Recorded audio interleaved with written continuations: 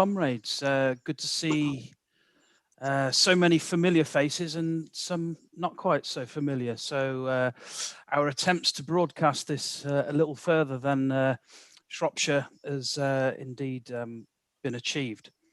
So good evening, my name's Jim Reekie. I'm the Secretary of Shropshire Communist Party branch, but I will be chairing tonight's meeting. So we're going to have a contribution from John Foster, who I'll introduce in just a second, on Britain, Brexit and Biden.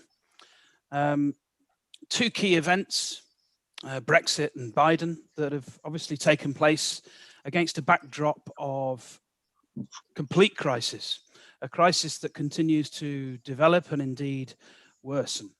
A global pandemic that was tackled in the West by allowing the virus to spread, to be managed, if you like, a refusal to follow the examples set by socialist countries and others in how to deal with a pandemic, a series of lockdowns, ordinarily seen as a last resort, and admittance of failure, has been the only strategy employed by the vast majority of Western governments. And so from this situation, an economic crisis taking the form of recession or perhaps indeed depression is undoubtedly to come. In Britain, we have just under 5 million on the furlough scheme, a form of deferred unemployment, if you like, whilst my example would be China has, in the same period, not only dealt with the pandemic and returned to relative normality, but it has removed its population in its entirety from poverty. A period in history where, for sure, our children's future will be worse than ours. A Cold War underway, I think, with China, hostility with Russia and Iran, global warming, climate change, a real reality. Painting a lovely picture here, comrades. But we do live in an era where people are seeking solutions and seeking alternatives. Unfortunately, at this point in time, not enough are seeking the alternative of socialism, but that in part is our task. Unfortunately, many have sought to understand the world under the banner of conspiracy theories in an attempt to explain why life and society is so bad. And this has flowed from and indeed fed into a mistrust of authority, governments, global corporations, some of which we share. You know, we have a mistrust of global corporations and governments and elements of authority. But it would be our job as Marxists to attempt to harness this legitimate anger into class action that can begin to shape and change the world in our interests. And so I'd like to welcome, very pleased to welcome the International Secretary of the Communist Party of Britain, John Foster, a communist and party member for over 50 years, John, it must be. And John has served on both the executive committees of the former CPGB and now the CPB. John is a historian, an educator, a Marxist theoretician, and his modesty won't like this, but he's held in very high regard, not only within his party, but within the labour movement and indeed internationally. John has played a key role in the development of the left's position against the EU, and I did manage to find a series of pamphlets that have been written by John on the European Union and Britain and the EU, what next? I attempted to put them in some sort of chronological order. I think I got it right, but these pamphlets are available. This one, I believe, being the latest. If you haven't read it, then I indeed recommend it. John will speak for about I don't know, John, 30, 40 minutes, something like that? I'll try not to speak as long as that, but I probably will. That's fine. That's fine. I did kind of anticipate that might be the case. So if we say 30 minutes and then I'll tell you when that's up. If you finish before then, that's absolutely fine. But we'll take it from there. After that, I will invite questions and contributions from attendees. If you could just put your hand up on the Zoom program, whatever it's called, it's got a hands up facility, or wave around violently. I'm sure I will be able to identify you and I'll attempt to bring you in the correct order. So with no further ado, I'll hand over to Comrade John Foster. Thank you. Well, and sorry. If you could keep your mics muted whilst people are speaking. Thank you. Yeah. Welcome to everybody, and congratulate the branch. I think it's a title. It's a title for an enormously long talk, really, but it's a title that brings together, I think, all the key issues that face us on the left in Britain today. There's the impact of Biden's election on Britain and Britain's relationship with the US, and the implications both for foreign policy and the challenge posed by the left by Johnson's Brexit. And there are, I think, 4 questions that I'm going to pose. Who does Biden represent? The relationship between British capitalism and the United States, its impact on Johnson's deal with the EU, and most important of all, the issue of political action. How does the left build an alliance that can transform that deal, change it, democratize it, in order to meet the needs of working people, and at the same time work for peace, not war? That is the most difficult and important question. I probably won't say too much on that, and I'll leave it for discussion. It's a big canvas, but I think it's necessary at the moment that we address it. First of all, about Biden. He's not Trump. And effectively, we're returning to the mainstream traditions of US imperialism. He may be, in the short run, less dangerous than Trump, but in the long run, he is not. He's part of the US foreign policy establishment. He was the anchor man used by the State Department effectively to hold Obama back when he was vice president. He's a hawk on China and a hawk on Eastern Europe. Those who held the key positions with him then in the State Department are with him there today. The new Secretary of State is Antony Blinken, and the political secretary there is somebody called Victoria Nuland. Blinken and Nuland between them were, with Biden, the architects of the coup in Ukraine. And they were the ones pushing for NATO advance in Eastern Europe and Caucasus. And there is continuity there with US strategy in the long run. We need to go back to the project for the New American Century, written in 1999 by those who were going to be the office holders in the Bush administration, and the policy document they produced in 2001, Rebuilding America's Defenses. And that outlined a perspective that is still...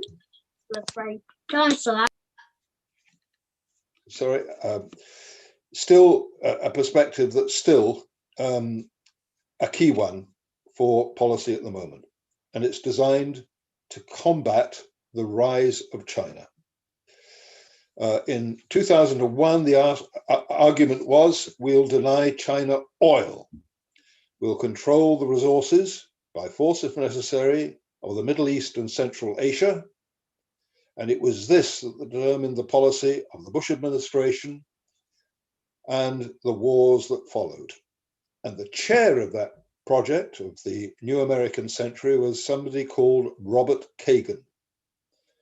Now, Robert Kagan just happens to be the partner of, married to, Victoria Nuland. Different parties, one Republican, one Democrat, but I think it shows the degree to which there is a common consensus within the American elite, and it is an imperialist consensus and a very dangerous one at the moment. Under the post-Bush administration, that's after 2010 when we had Obama, there was a change of policy, a pivot to Asia, and that matched the degree to which the US thought it had more or less got back control of Iraq, it pacified Iran, it was dominating parts of Central Asia. And the key new thing was to avoid further military entrenchment in the Middle East and elsewhere, and move towards building an alliance that could create a military encirclement of China in a more direct way. And that then, of course, confronted China, brought about the creation of the Shanghai Cooperation Organization, which includes Russia and a number of other Central Asian states.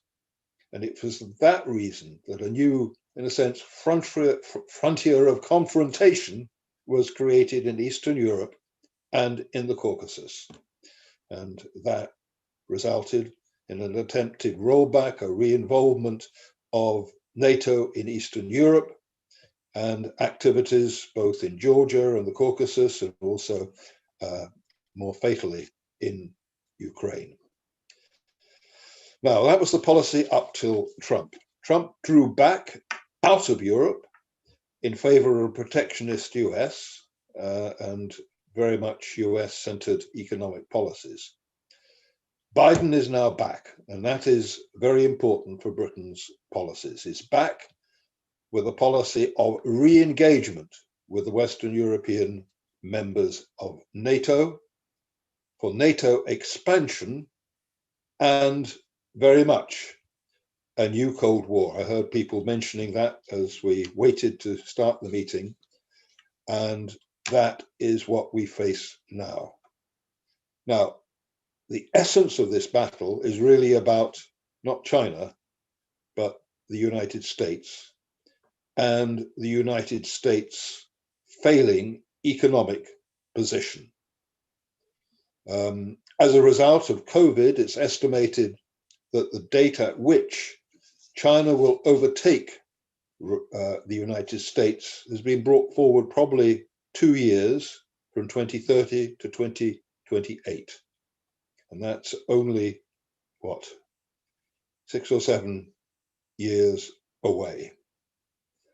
And it's all about, basically, how far America can sustain its economic sovereignty across the global economy and use the dollar to sustain it. Just to give you some figures, I don't like giving figures, but I will give some now and give some later because it's important to be concrete.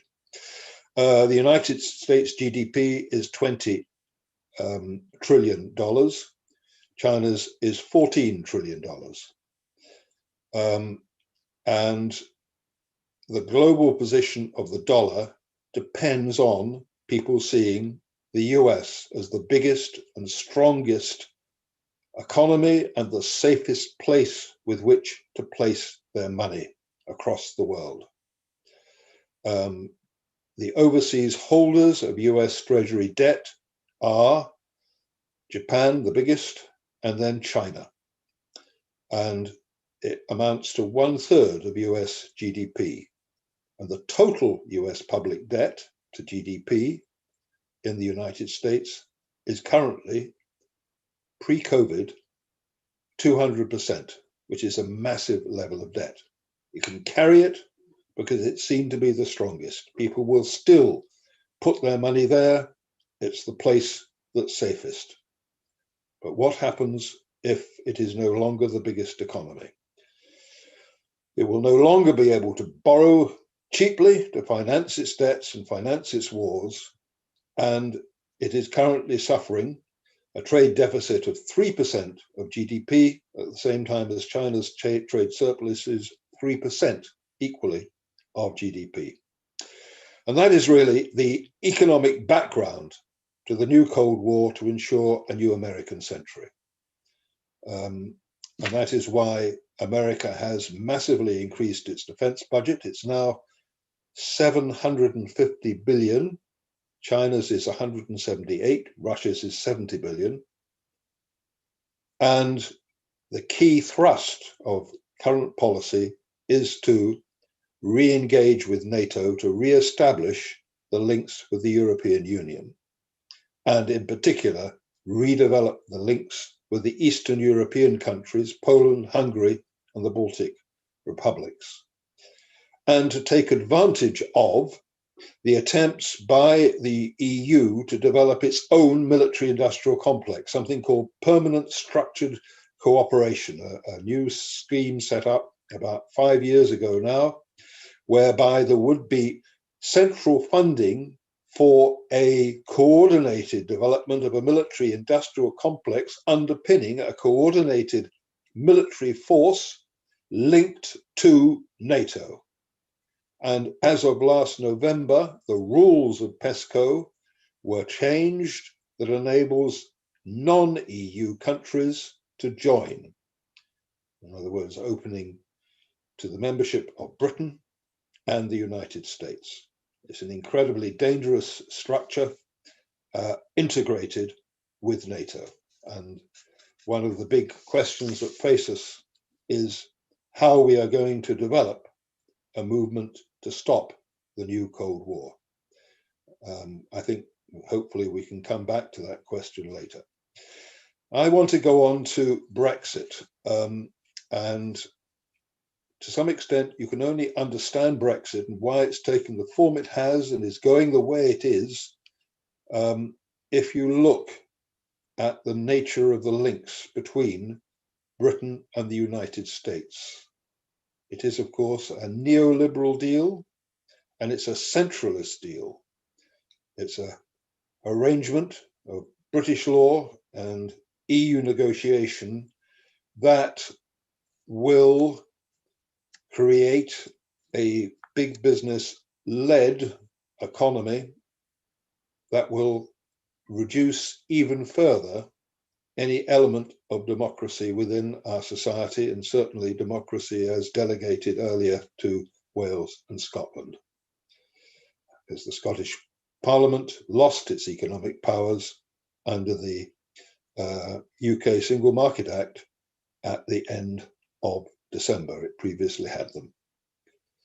And I think we want to put up now a page share just so that the numbers can be seen and they're perhaps easier to visualize when they're up on the screen. So if you could share the page that I gave you earlier, Andy, it will help to understand quite what the Brexit government of Johnson was doing and why it negotiated why it was.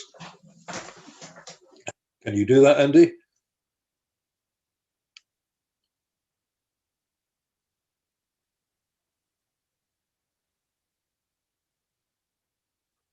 If not, I'll just read them through. Okay, John, yeah, perhaps just continue for a moment or read them through. We'll see if we can get read them through, yeah. In making any analysis, it's absolutely crucial to be as concrete as you can. And I'll be dealing in figures rather than percentages in order to explain the character of wealth and economic control in the world as a whole and Britain's position within it. So if you can bear these figures in mind, global wealth currently is round about $400 trillion. $400 trillion. Of that, the global wealth held by the top 0.01 of the population is 100 trillion, a quarter. The wealth of that particular cohort would be individually something like 10 million pounds. Those people control a quarter of the entire global wealth. Everybody else is in possession of, here we are, in possession of the rest. So it's up there, you can see it. And it has increased massively over the last decade, proportionately. It's gone up by about 30%. Now we go to the global value of quoted companies. That's all the companies quoted on all the stock exchanges across the world. That's 68 trillion. Now, the wealth of that very wealthy percentage of the population is often held in property and other things apart from shares, but a significant amount is held in shares. And the global capital managed by investment companies today is around 60 trillion. These are the companies that invest the money of people who have wealth, 60 trillion. So it almost matches the global value of quoted companies. And it has increased massively in the last decade. It's gone up from 20 trillion in 2010, i.e. times 3. And then it's quite important to get a perception of the relationship between these investment companies and what you might call working companies that produce things of some kind or other. The biggest of these companies has got capital of $9 trillion. There's others who have got capital of 4 or 3 or $2 trillion, and many, many more that have got somewhat less. The value of the biggest of the companies is Amazon at 2 trillion. The other big companies, Tesla, Apple, Microsoft, around 1 trillion. And then if you look at where that money is managed from, you find that London is the second biggest center. It manages about, it should be 11 trillion, not 11 B, out of 60 trillion. Mainly through US investment companies and banks based in the City of London. Let's go up a bit now and look at the rest of the, yeah, here we are. Now look at the value of Britain's biggest companies and who owns them. It's much less than those very big companies, even though these are big companies. Rio Tinto, which is a big mining company, is valued at 1/10 of a trillion. The top 5 investors are US fund managers, the companies we've just been talking about. Linde, which is the second one, is a company that manages gas and oil. Again, the top 5 companies controlling it are United States. These are Britain's biggest companies. HSBC, the top 4 are US, and the next one is Swiss. Diageo, that's the company that was built out of Guinness and the whiskey companies. The biggest investor in that is BlackRock, with 7% of the total shares, and the 4 others, somewhat less, are United States. The drug company, GSK, top 5 United States. BP, top 5 United States. British Anglo Tobacco, it has got 1 UK fund within its top 5. The rest are American. Now, those are the big production companies that Britain's got, producing goods of some kind or another. They're not particularly innovative, not particularly healthy. Rio Tinto mining, oil and gas, well, drugs, HSBC banking, Diageo drink, another drug company, another oil company, and a tobacco company. A lot of them have got a colonial past. And then we go to this final figure at the bottom. It appeared in the Financial Times on Monday, and it is a very important figure. It shows that Britain has been investing less in capital and much less in research and development than any other developed country, less even than Spain and Italy, which are in serious economic crisis. But the article also made the point, and the graphic comes from the World Bank, that these levels of capital investment and R&D over the past decade are all systematically lower than what was the case 10 years before that. And this is one of the reasons, the key reasons, for the very slow level of growth within the world economy. And that can be traced back, and this is the final point I'll make about this pattern of ownership, traced back to the way in which ownership is exerted through the investment companies in the productive economy. Previously, you had relatively long-term investment of various kinds. Now, all these investment companies compete among themselves as of every quarter or every half year and every year with the other investment companies as to who can pay the biggest dividends to the wealth holders. They compete. And that means that they are systematically compelled to demand that the production companies hand over a bigger and bigger share of the profits that they make. So they're not invested, they are increasingly dispersed to the very wealthy, which makes the very wealthy even wealthier. But it is a system that is pushing not just Britain, although Britain is right in the front line, but the rest of the developed countries deeper into a quagmire of low growth.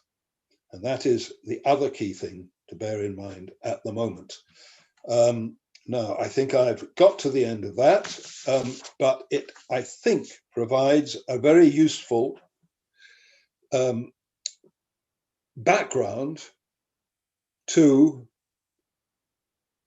understanding why Britain's deal with the European Union took the form that it did, and why, in fact, there was quite significant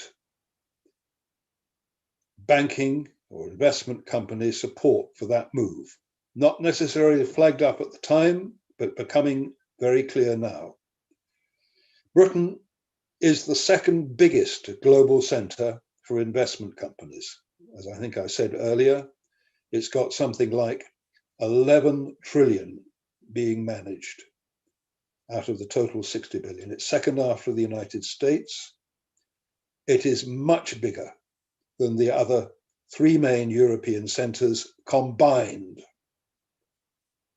And it dominates, therefore, the market for investable money, and enables London and the London banks and the mainly US banks to control European mergers and acquisitions. 80% of all company mergers and acquisitions in the European Union are handled via London because it has all the money. And that, I think, explains quite a lot about what is happening at the moment, because the big banks were very worried, and are still very worried, about the degree to which the European Union has been and is trying to regain control of that capital market, to set up a capital markets union, and to regulate, and from 2014 regulate the City of London in ways which were seen to be diminishing its global ability to attract wealth.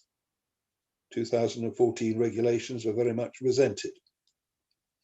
And there are currently, and certainly very active plans to develop a capital market union in the EU. So a considerable amount of pressure has been exercised and is still being exercised to ensure that although there are regulations over much of the economy in terms of maintaining the so-called level playing field, finance, as you probably noticed, was taken out of the deal and is being negotiated separately. That is what explains it. So what we're faced with is a particular type of Brexit that is centralized, as I said at the beginning, that has taken economic powers away from Wales and Scotland, is centralizing control over economic policy, and it wants to do so because the one thing that the City of London needs is financial stability, a stable pound, because it can only maintain its international credibility and reputation if it has got a strong pound and is not menaced in any way by what it sees as policies that would be changing the direction.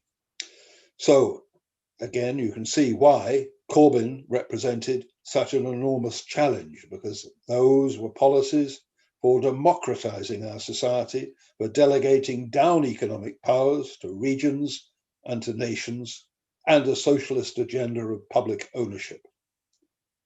So that, I hope, goes some way to explaining not just the neoliberal nature of the deal, because you would expect that, but its centralist character and the fact that it is inherently anti-democratic. Now, I think I've been speaking for quite long enough. I hope what I've tried to stress, however, is that the consequences of investment company dominance and the changes that have taken place over the last relatively very short period of 10 years have intensified deindustrialization, have been responsible for austerity, for the rundown of the social wage, for the intensification of regional inequality, and as a consequence of all of those things, for the intensity of COVID in Britain, the likelihood of very serious, as our chair said, unemployment, and also, I expect, high levels of inflation, which will be attacking the wages of those in work. And this will be happening in the context of a realignment, because Britain is, as you can see, so tightly tied to the United States, a realignment to the policies of Biden as a president, a drive to war, the rearmament of NATO, and confrontation both in Asia and in Eastern Europe. So that leads me to a question that I will pose that is, I think, already been put by your chair, and I'm sure we can get a very good discussion. How do we build a movement that can oppose all of this, can expose what has been happening? That is not a matter of, I think I heard people talking about an international conspiracy. It's not that. It's a matter of interest. You can analyze it. You can see how it's happening, how we can expose the destructive nature of parasitic nature of capitalism in its current phase, and fight for peace, for economic democracy, for a green economy, for socialism, and exploit the weak links within the capitalism of our country, which is, I think, particularly weak, parasitic, and dangerous to the people that we need to build into that much wider alliance. So that's the question that I hope this meeting can address. But obviously there are, I'm sure, lots of points that I've made that are not clear, that need further explanation. And of course, we can look at questions on that. So that will be me finished. Thank you very much indeed, John, for such a thorough lead off to what I hope will be a lively and informative discussion to follow. So John has posed us with a question. How do we build a movement to oppose all of what he has sketched out in his political lead-off? And so I welcome any contributions, any questions. Could I suggest, John, that where there are a couple of questions, that maybe you jot them down and then respond to them, perhaps at the end of discussion, or up to you, you could take them as they come. We'll see how that goes. So if anybody's got any contributions to make, any questions to pose, please raise your hand on the Zoom application, or as I said earlier, just wave around and I'm sure I'll identify you. Pam, first with the hand up. So if you could unmute. Okay, you can hear me. We can. I'm glad that John spoke about the difficulties we have in understanding the economic reasons for coming out of the EU, because there were some in our party branch who never expected that we would come out of the EU, because we felt that the EU was very much a capitalist club, that the corporations and the banks in this country would never allow us to come out, whatever happened. And we were surprised at the ease with which we did come out without any opposition from the money markets. So I was grateful that you mentioned that, and I will have to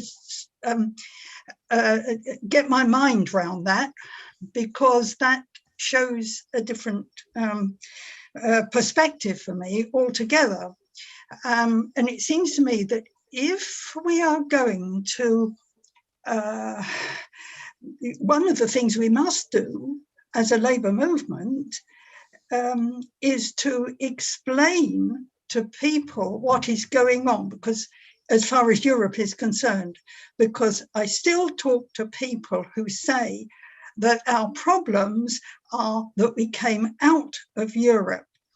And also, I was grateful for you mentioning that the European Union wants a military. In fact, I find it surprising, because Europe's already in NATO, and it appears that that is not enough. And I know that the Ursula von der Leyen is emphasizing this need to have a military. So perhaps trying to get people to understand what Europe really is about, it's difficult. I find it difficult. So, you know, people in the labour movement will be finding it difficult. Thank you. Thank you, Pam. If you could remute, please. Yes. And Evan, thank you, Pam. And Evan Pritchard has indicated. Yeah, thanks, Chair.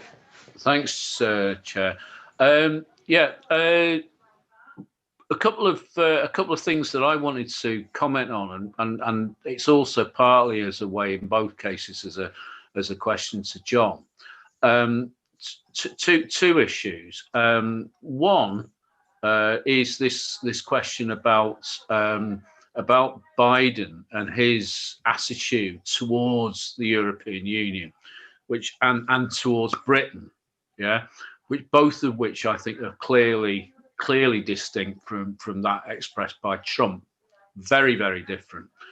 I got involved in a discussion on social media a week or two ago, where somebody had posted an article I think it was from the Guardian or the Independent, suggesting that Biden was basically telling Britain that that a future satisfactory trade deal between the United States and Britain would be, as far as the US was concerned, as far as his administration was concerned, premised on Britain at least applying to rejoin the EU.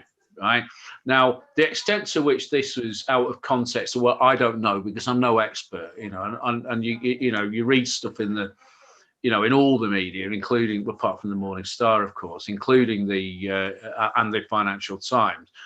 You obviously read things with a pinch of salt. But what got me was the number of commentators on the thread that followed that.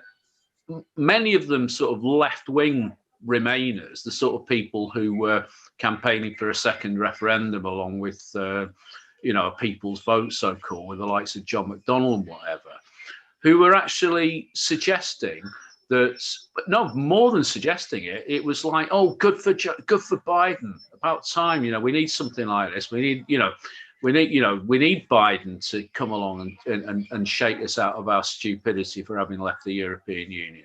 It was pretty horrendous, particularly when you consider that these are the sort of people who were telling the likes of us during the referendum campaign and afterwards that one of the great problems about leaving the European Union was that it would push Britain more and more into the arms of US imperialism.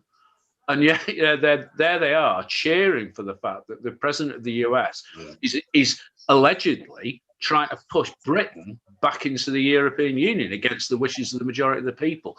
Now, I don't know the extent to which any of this is actually based in real stuff, as opposed to the froth of, social media discussion and Guardianista journalism or whatever. But I would like John to comment on that.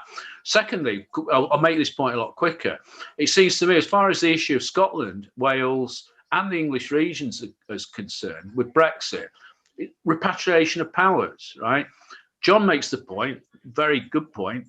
It's about this deal is about centralisation, about putting more power in the hands of the Westminster government and the political class and the class that it represents. Well, what I've been saying for a while, and I think what the Communist Party has been saying for a while, is though to the nationalists in Scotland, the nationalists in Wales, the more progressive ones. Well, look, this is the opportunity for us as peoples, the peoples of Britain, including the nations of Scotland and Wales, to push for more power. There is actually potentially more power in Scotland and Wales, for Scotland and Wales, as part of a Britain that's outside of the EU, than there certainly was for them inside the EU as part of Britain, and certainly there would be if you were to go it alone as so-called independent countries seeking membership on your own part with the EU. There should be a common struggle by the peoples of Britain for power to go to the people that we voted in majority, and certainly in Wales included, in a majority, to be repatriated from Brussels. So, I've probably not expressed that very well. So, I'd like John's comment on that. That's a good contribution. Thank you, Evan. Anybody else? Nobody else has indicated. Oh, who? Sorry. Andy. Oh, Andy, didn't see your hand up. Sorry. On WhatsApp. Oh, okay. I've got to man two things. Multitask. Right. Yeah. All right, Andy. I really enjoyed John Foster's contribution. I thought it was very good, and I'm glad Pam picked up the point earlier, because I was one of those people in the Shropshire band saying we ain't coming out. The capitalists don't want us to. But John Foster's analysis just this evening clarifies that issue, significantly for me. The crisis is getting very sharp indeed. We all know that, and 10% of the British workforce is threatened with fire and rehire. Enormous onslaught on terms and conditions and workers' wages. And that's going to intensify significantly over the coming months and years, to be perfectly frank. And so it's linking, I think, the role for the CP and the role for the unions, though the CP and the unions definitely need to make progress on their analysis of this and we need to push it as the CP in terms of linking these employment or ad hoc closures that appear unconnected and disparate to people, but there's a fundamental connection with it all. And we need to take every opportunity of bringing in the wider points around any disputes that are going on in people's workplaces. I mean, I think it was, Wikipedia will probably contradict me, but I'm sure Mark said, and he was a big reader of books, Marx, as I'm sure he said that, industrial action or action by workers is worth 100 books. Now, obviously, it's not, you have to have both, but, so the British gas disputes and other disputes and the London bus workers that are currently on disputes, and there's more and more coming down the line, obviously we need to be very active in supporting those. Just in terms of social media, I would really like, if at all the party could, do a weekly 2-hour show on a current events. Exactly like Professor Richard Wolff does, exactly like vast majority of these shows, Novara Media, they do daily, and I'm not saying we could resource that, but we could definitely, I think, do weekly and certainly monthly current events. Let's see what's in the news, what are people talking about, and here's 2 or 3 people, the same 2 or 3 people every week, whatever, talking about it, and they're communists. So not a party political broadcast from the Communist Party, a discussion in the social media sense that YouTube and Facebook is full of. We're missing in those equations, and I think we should try to carve ourselves a role out there. Yep. And lastly, connected with that, but also the slightly broader issue, and it touched on Jim's opening remarks, in terms of everybody is asking questions. There's no doubt about it. There's millions of questions going around, and that wasn't necessarily the case 15 years ago, right? And there's millions of questions going around because there's millions of conspiracy theories trying to answer them. And that's people on dead ends. But conspiracy theories, especially the powerful ones that are attracting significant groups of youth or people into the right wing, have nuggets of truth in them. And the Davos and the Great Reset, that's a conspiracy theory wet dream. But the problem is it's got legs because there's real supranational decisions being taken outside the auspices of the United Nations and the World Trade Organization and the WHO as alternative global power structures, which in that transitional period, the WHO has a seat on, for example, COVIX. Up until yesterday, I thought COVIX was a United Nations initiative to distribute the vaccines to poorer countries. Only yesterday did I find out it's not at all that. It's a private institutional setup, conglomerate, of which there's multiple people serving on there from bankers and pharmaceutical companies, of which the World Health Organization has a seat. And it should be run by the World Health Organization.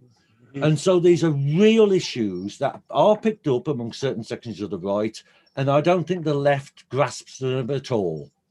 And therefore, we've left that entire arena of struggle open to our enemies. And I think that can go in well with the social media and the current events talk and all the rest of it. Thank you.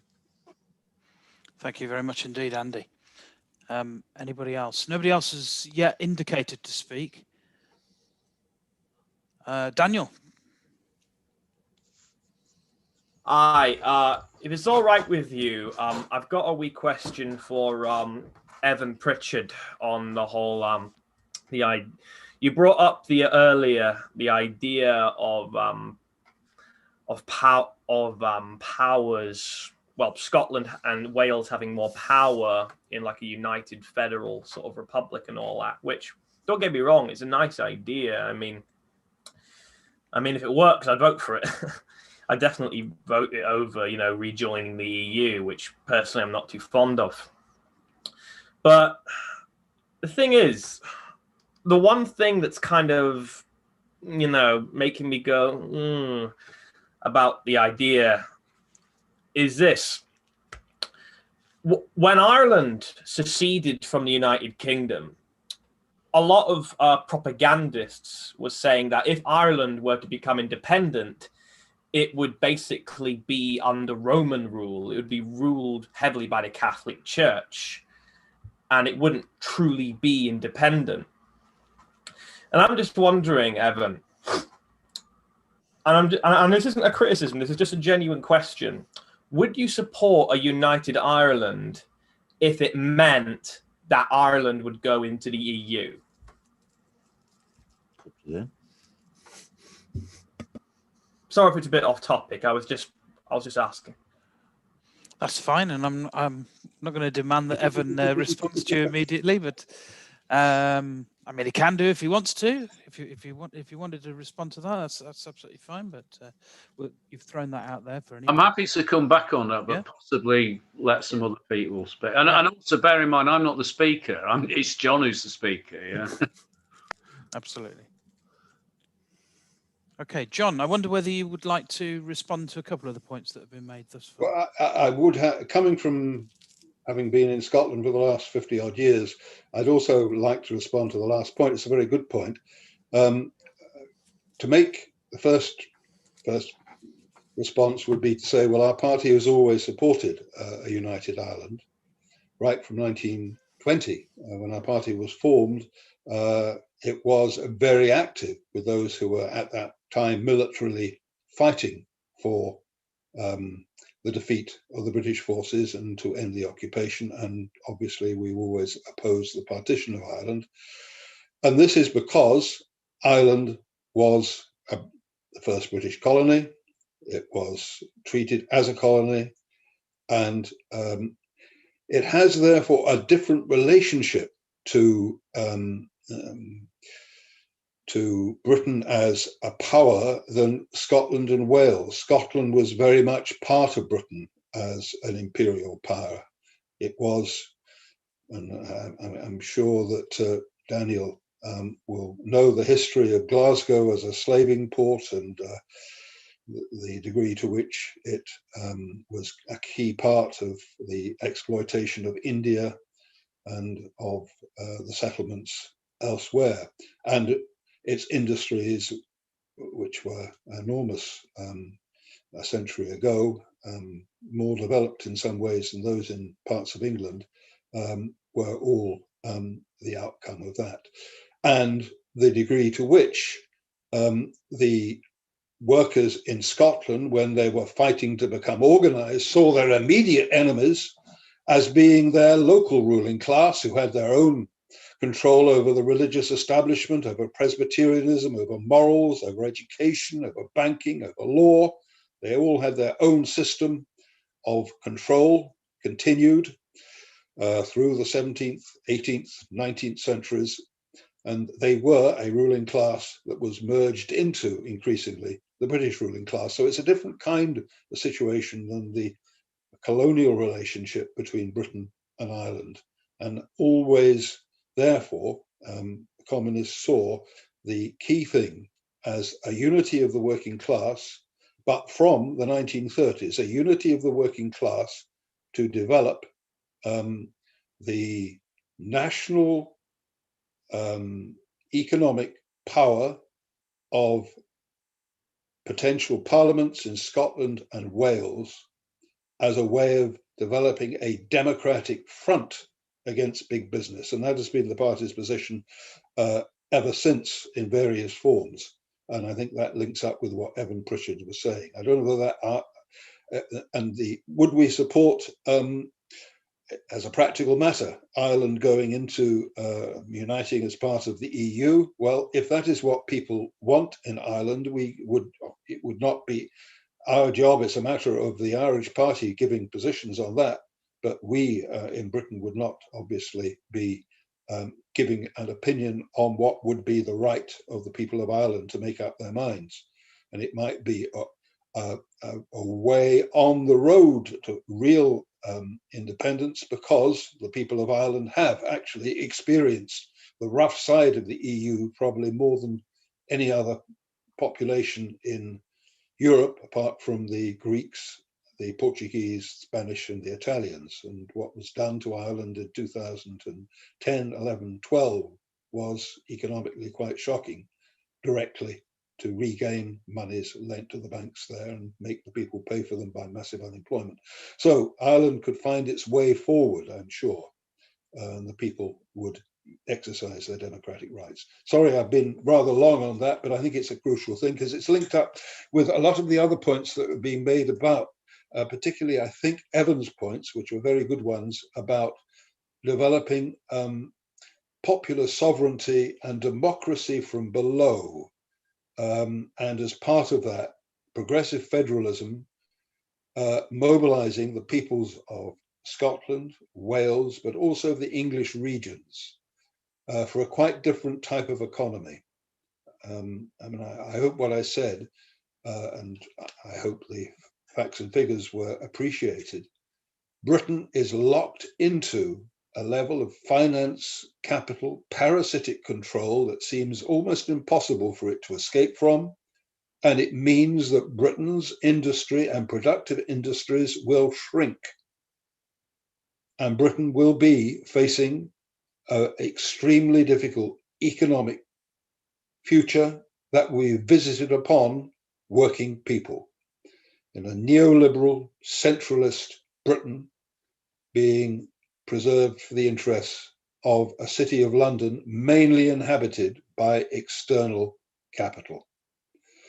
And the only, I think, answer is the kind of perspectives that we had on the left of the Labour Party under Corbyn, which is a radical decentralization and having powers whereby democratically economies can be controlled at the lowest level, the Preston model of trying to decentralize control over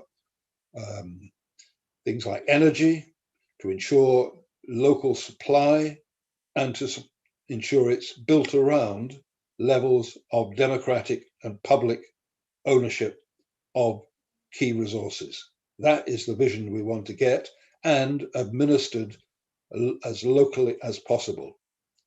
And I think that is something that could become the basis of an alliance that would draw in not just those who are employees, but also some of those who are in industry themselves and maybe management positions, and who can see the degree to which capital or finance capital is looting industry in terms of hiving off bits of companies, breaking them up, reselling them, packaging them, and destroying all the potential knowledge and wealth that has been built up with them for productive purposes, as well as all those others in a sense outside the level of monopoly capital, the small shops, the small traders, who would see the basis of a re-democratization of the economy as crucially important. And of course, we can only get that if we change the nature of the settlement with the EU.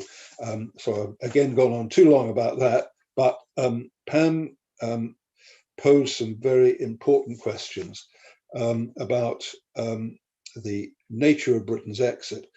If we had still an Obama government rather than a Trump government, I think undoubtedly the Americans would have used their powers much more effectively to try and stop Britain leaving the EU, because they saw it, not Obama himself necessarily, but the people in the State Department and those carrying forward the concept of the new American century, saw Britain's role in Europe as being to ensure that Europe did not form a separate center for capital in conflict with the US, but instead was locked within NATO and was turned as far as possible into part of that movement to isolate China and its allies.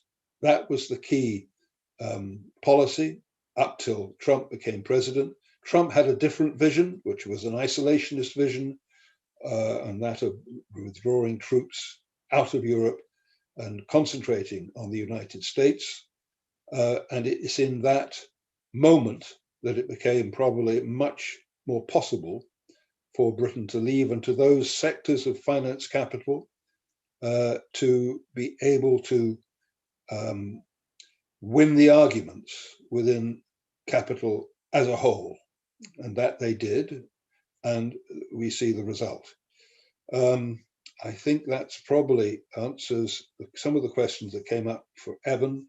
And Andy was posing the question about action by workers in raising the level of militancy, and saying that Marx argued that 100 strikes was better than 100 books. Well, I'm sure he probably did say that. I'm not sure where he said it, but that is the key thing.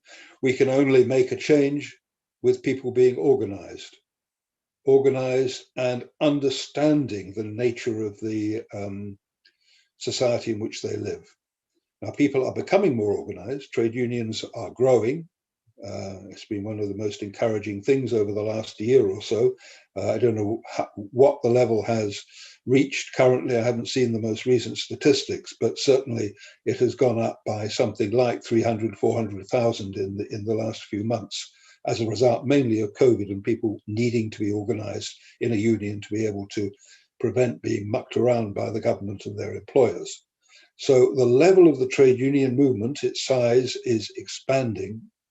What we have yet to do, and that may be where some of Andy's other ideas about a YouTube discussion will be important, but I think it's not just a matter of people talking on YouTube, it's a matter of people talking out in Britain, in the workplace, where they are, in the communities, and winning an understanding of where capitalism is in Britain, its totally destructive direction, and how we can rebuild a movement from the base, how we can create a wider alliance, and in doing so, change the nature of the Brexit settlement. It won't be easy, but it can be done. It can even be done within the kind of agreement that has been laid out so far, because there is provision for renegotiation at particular levels. It will require an enormous fight, but it is possible. And that is what socialists must aim for, as well as rebuilding the left in the trade union movement and the Labour Party in order to fight it through. I think I've been talking for far too long. I'm sure there are other questions. Thank you very much, John. I don't think you could ask for a more thorough response to the contributions and questions posed thus far. So thank you very much, John. I really appreciate it. Thank you. Anybody else got a question, contribution to make?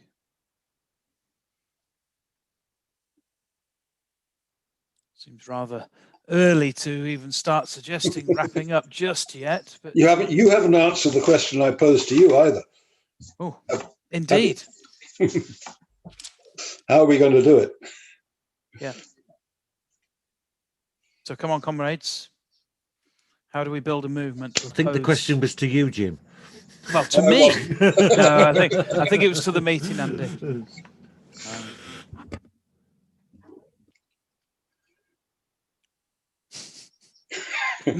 No one knows. I gave it my best shot, and John dismissed it.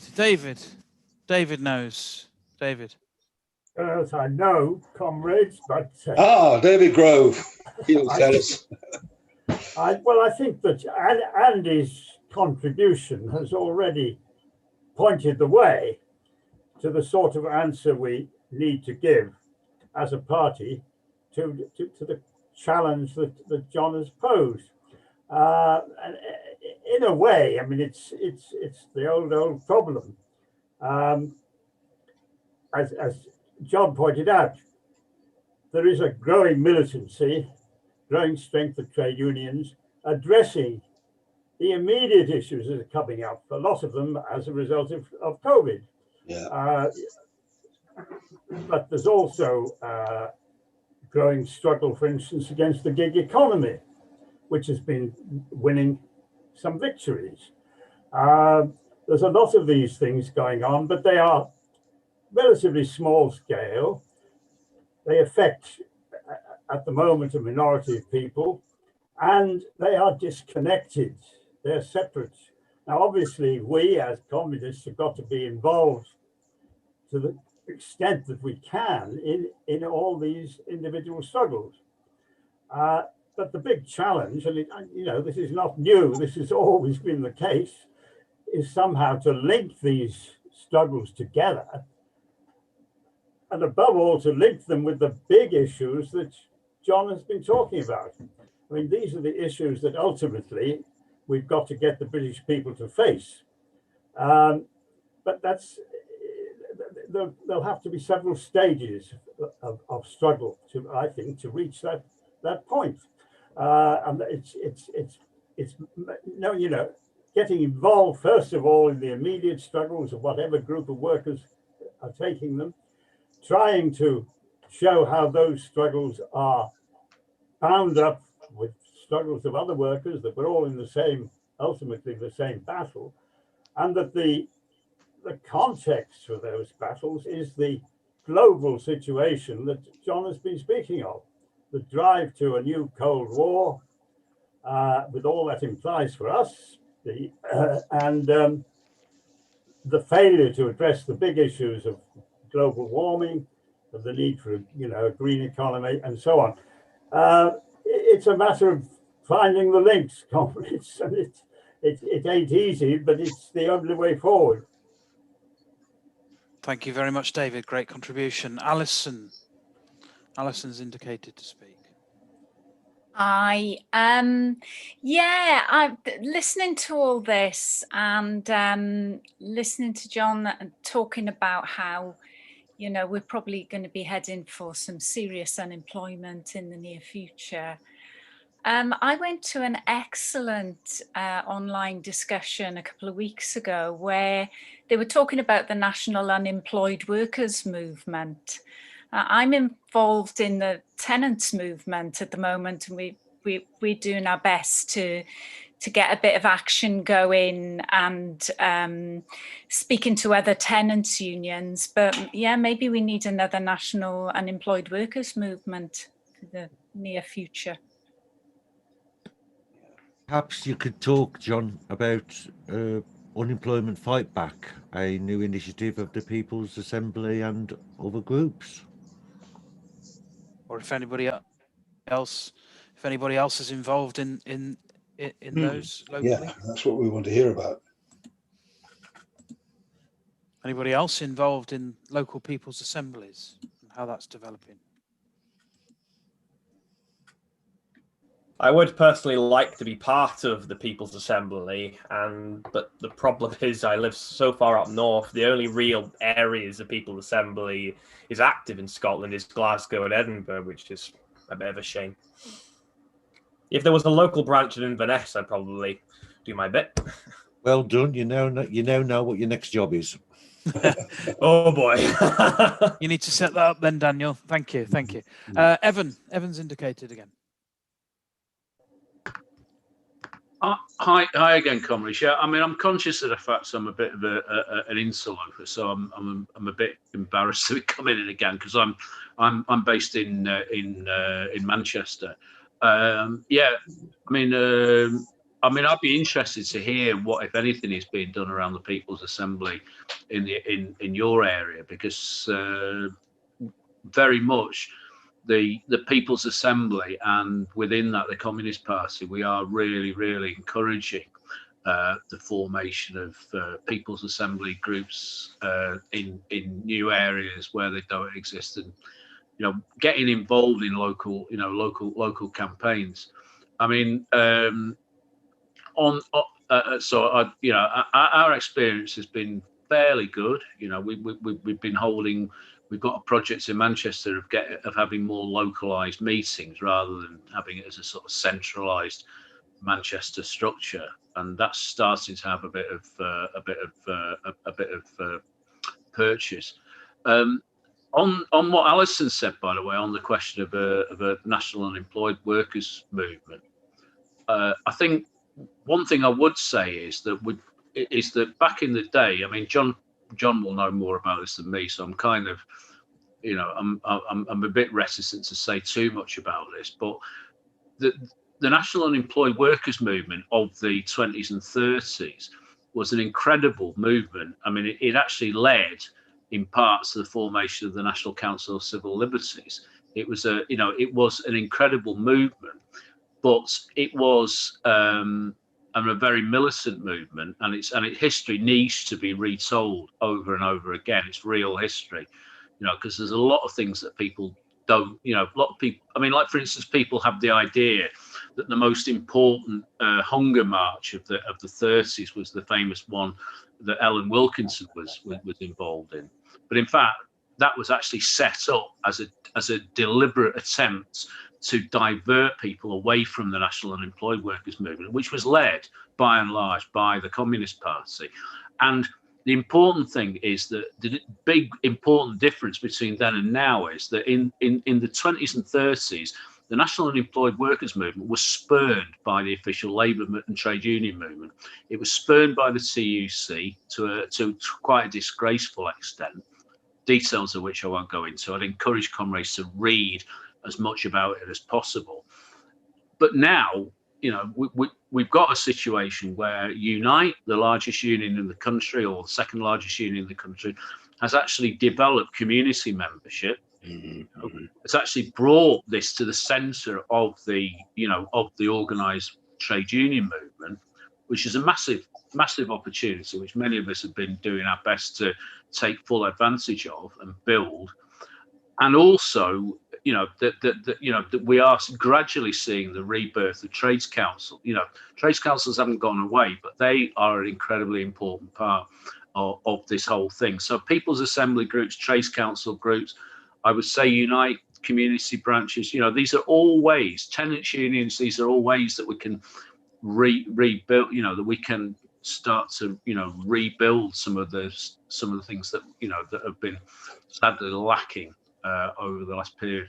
And unemployed workers centres, the TUC disgracefully withdrew a lot of funding from, they haven't been around for a long time. A lot of the ones that used to exist have disappeared. They need to be rebuilt as well, and there is so much to do, but obviously people have to do it on the basis of where they are and the alliances they can build, the strength of the movement where they are. But there's plenty of things that comrades can be doing. And the parties, well, I'll let John mention the parties pamphlet. Okay. Thank you very much, Evan. Excellent. Pam. Okay, Annie, thank you for coming.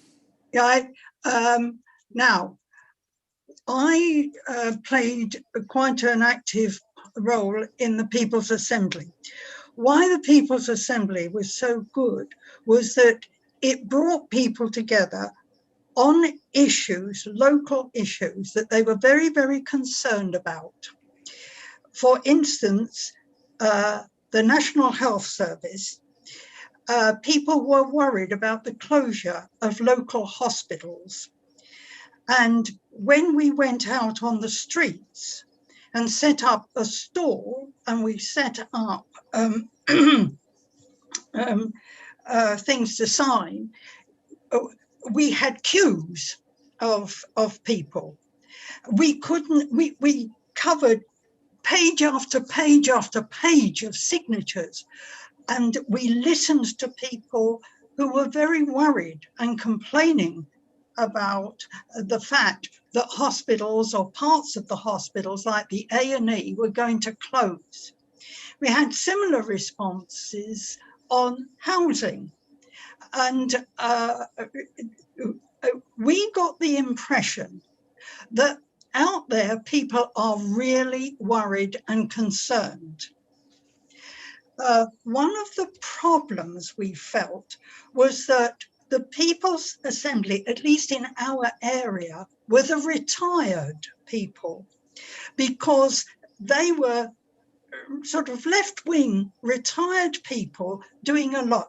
Now, that's good that they should be doing that, but we did wonder, about where the young people were on this. Maybe young people were so busy trying to manage a job and other things that they couldn't do it.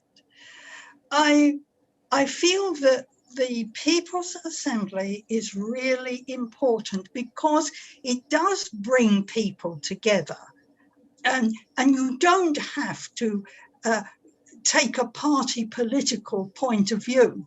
You don't need to, because you find everybody is in agreement anyway, that there are these things that have to be changed.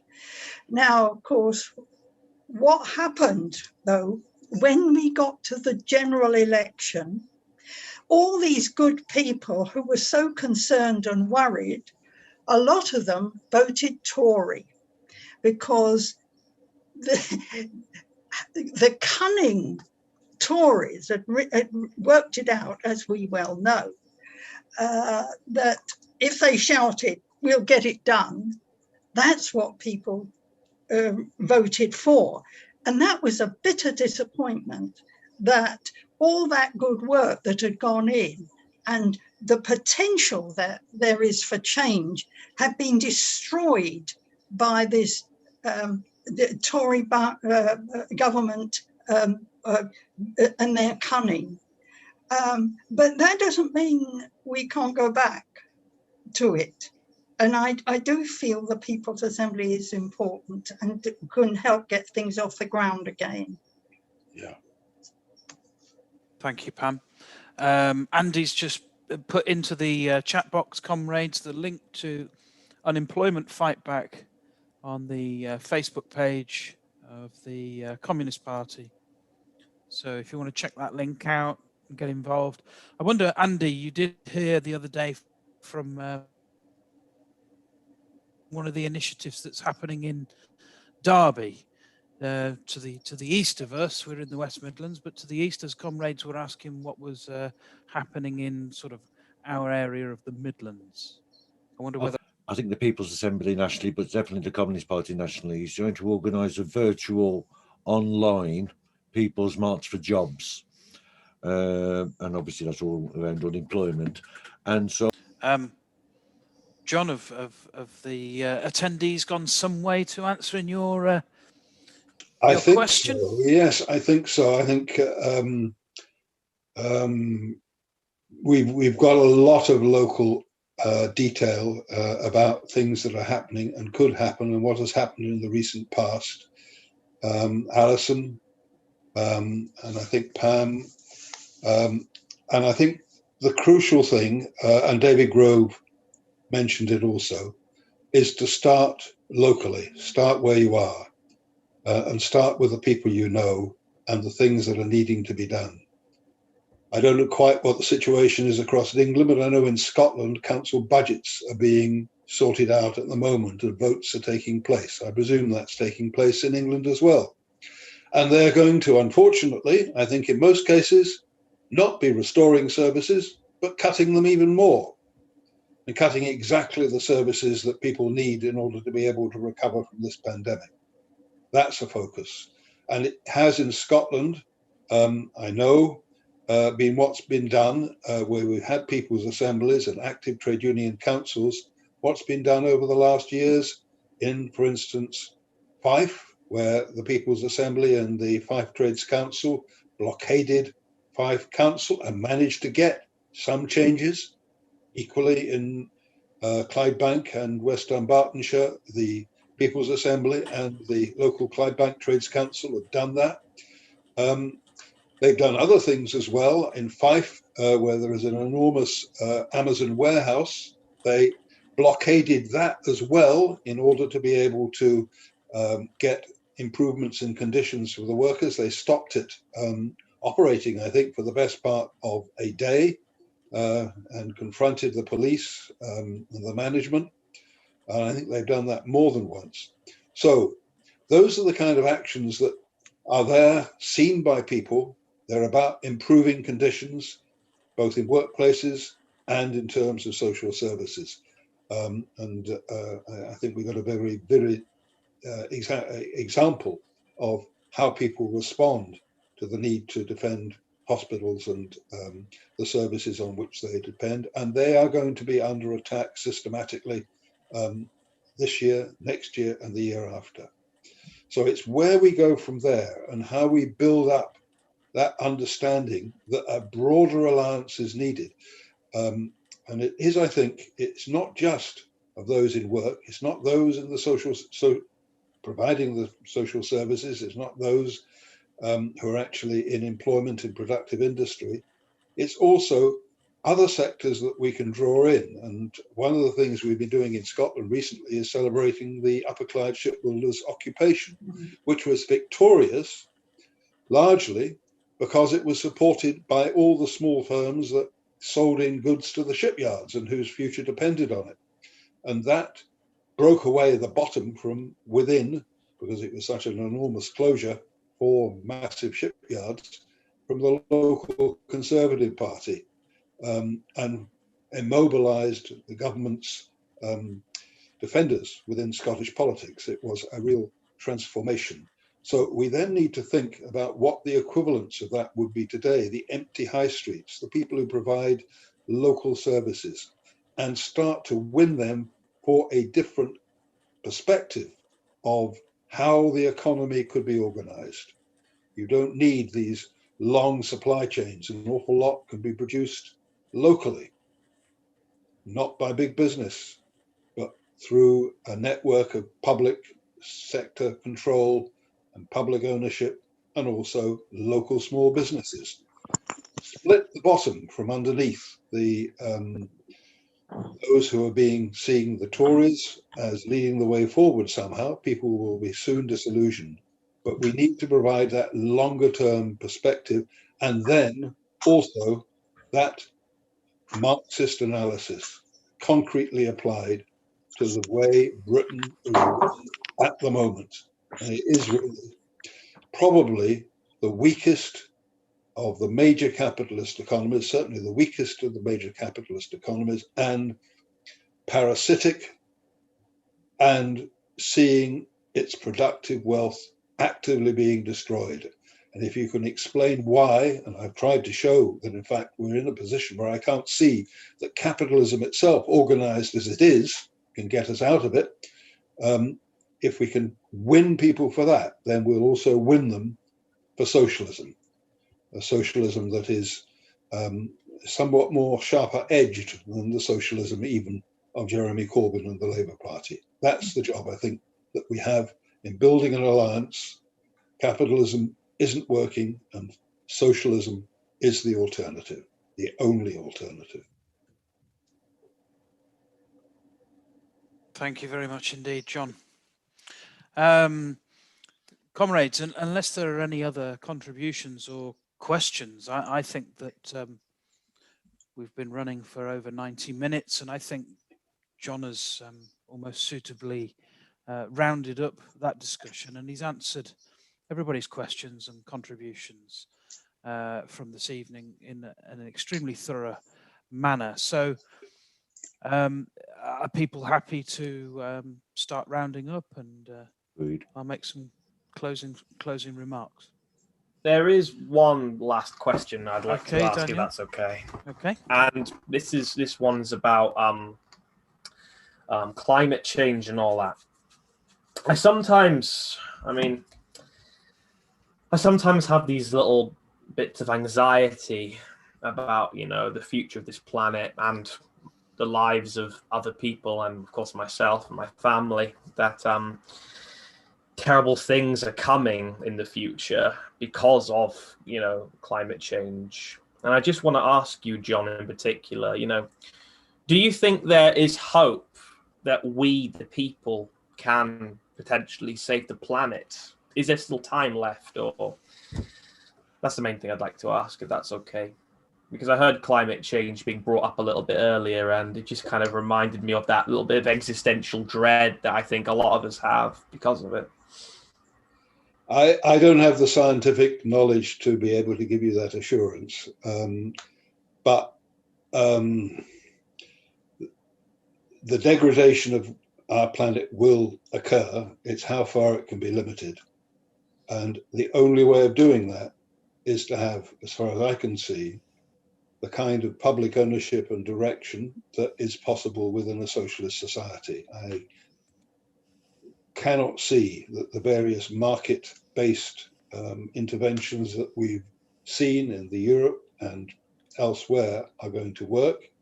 It is, in fact, if you look at the companies that are dominating our stock exchange and elsewhere, that are in many ways responsible for what is happening in Africa and in Latin America and elsewhere in terms of the pillage of resources, the one that only, in fact, countries that have got a socialist system have made rapid progress in being able to transform the nature of energy usage.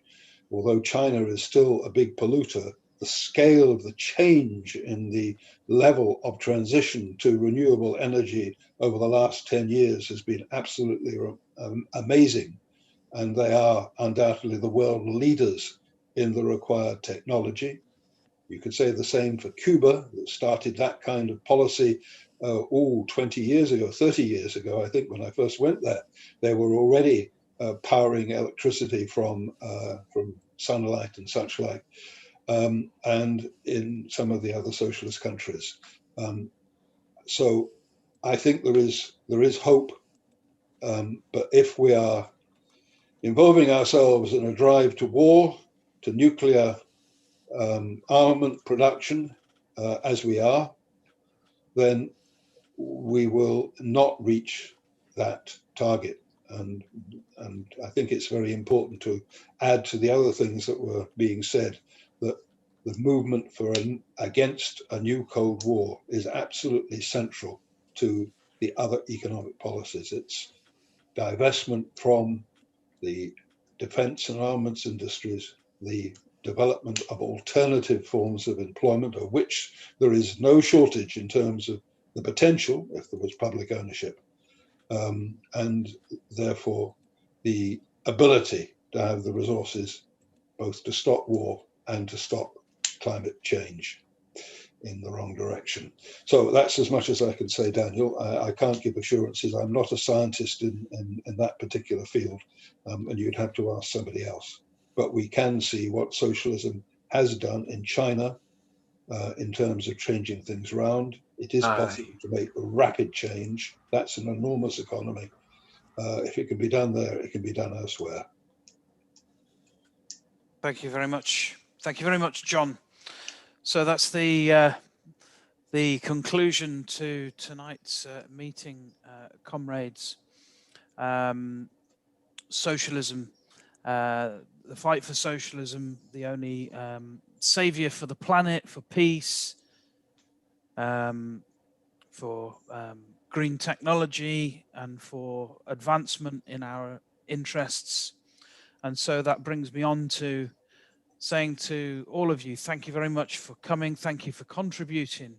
And if you're not yet a member of the Communist Party, then I strongly urge you to become one. If you want to develop your Marxist education, I believe that there's no finer place to do it than in the Communist Party. Our branches, the length and breadth of the country, have Marxist discussion monthly, and also I would urge comrades, if they don't do already, to support the Morning Star, the daily paper of the left. I'm not quite sure how much money has been raised this evening, but I know that yesterday, Andy, is that for the Star? No, it's 1:30 for this evening. Okay, so we've raised £130 this evening. We'd already agreed half of which would go to the Morning Star newspaper. So thank you very much, comrades, for coming. This has been our third, maybe fourth Zoom public meeting over the course of the last year. We've tried to develop a series of them, and this one has been right up there with the very best in terms of the level of discussion and the quality of contribution and the quality of speaker. We've held meetings on the COVID pandemic, We had Rob Griffiths last time on China and the new Cold War. And tonight we've had the pleasure of receiving John Foster. So thank you very much indeed, comrade John Foster, and for the rest of the comrades for attending. We hope to do another public meeting sometime soon, so look out for it. We'll endeavour to publicise it in the same way and manner that we have this one.